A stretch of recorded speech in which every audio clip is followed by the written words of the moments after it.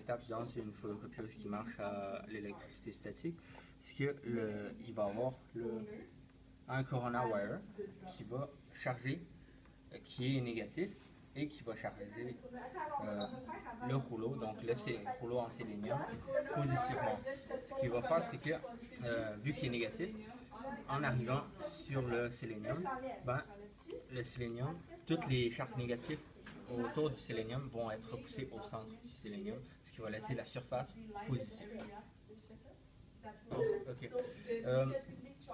Et donc, la deuxième étape, c'est qu'il va y avoir une lumière qui va envoyer des charges négatives sur la feuille et tout ce qui est blanc va refléter les charges négatives sur le truc, et tout ce qui est plus foncé ne sera pas reflété parce que le noir absorbe la couleur.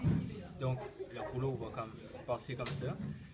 Et l'image va être imprimée de sorte à ce que le reste soit neutre, parce qu'on vient de charger positivement la surface, mais les endroits qui ne seront pas renvoyés des électrons vont rester positifs. Après, la troisième étape, ce qui va arriver, c'est qu'il va y avoir du toner qui va être versé sur le rouleau de sélénium, et le toner va être chargé négativement.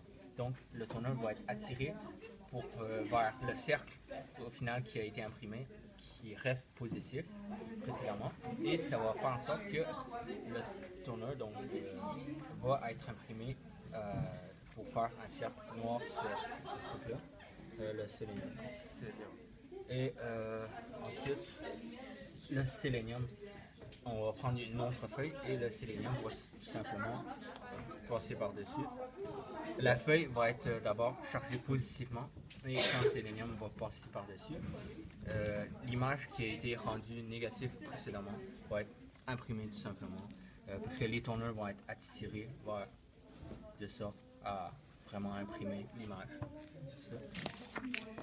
Puis ensuite, la dernière étape, c'est que l'image va être réchauffée afin que le toner soit fondu et donc devienne une image permanente sur la feuille, pour finalement qu'il passe entre deux rouleaux et sortir de l'imprimante.